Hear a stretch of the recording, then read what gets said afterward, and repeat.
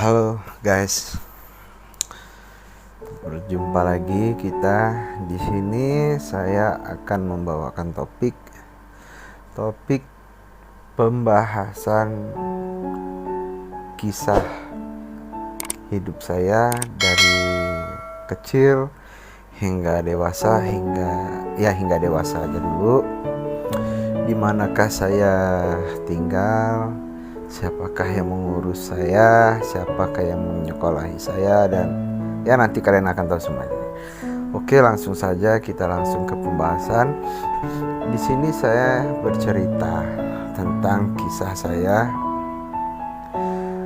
dulu semasa kecil saya, semasa saya dilahirkan dan orang tua saya di daerah Kabupaten Muara Enim, Sumatera Selatan.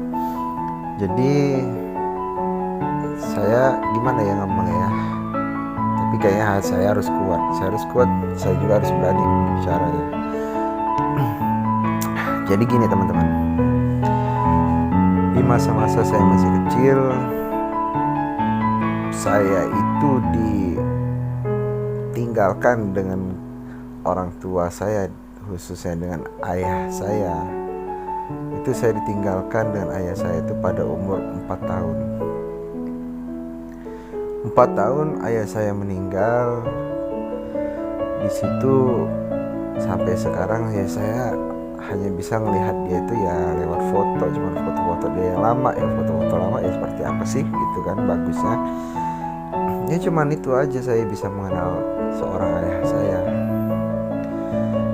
Dan di masa-masa itu ketika ayah saya meninggal, saya manggil papa saya meninggal. Dan saat itu juga mama saya ini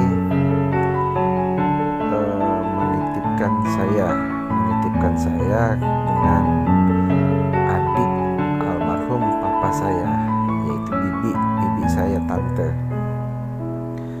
Kala itu memang hanya tante saya inilah yang bekerja. Kalau saya biasanya manggilnya bici ya. Kalau kita orang Sumatera Selatan manggilnya bici.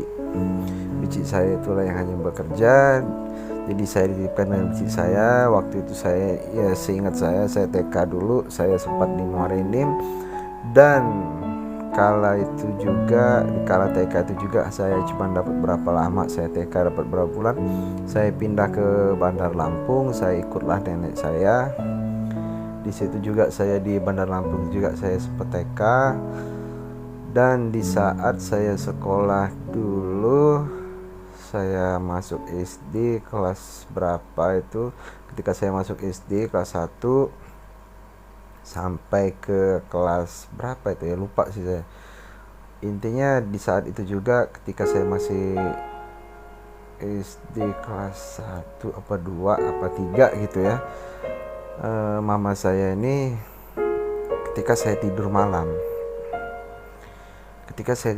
dengan mama saya, kok besok pagi tiba-tiba mama saya ini udah nggak ada di samping saya. Dan ternyata mama saya ini memutuskan untuk berangkat TKW ke negara Taiwan. Dan di situ saya merasa sedih karena saya belum merasakan kasih sayang dari seorang ibu dan seorang ayah gitu kan. Jadi saya hanya mendapat perhatian, pembelajaran dari seorang nenek, dari seorang kakak, dari seorang tante, om gitu kan, bici dan lain-lain. Dan saya memutuskan saya SD di Bandar Lampung itu batas kelas 3, kelas 4 saya pulang ke Muara Enim, saya ikut bici saya lagi. Dan saya itu pindah-pindah ya teman-teman. Dan di saat itu juga kelas 3, kelas 4, kelas 5 saya pindah lagi ke Bandar Lampung.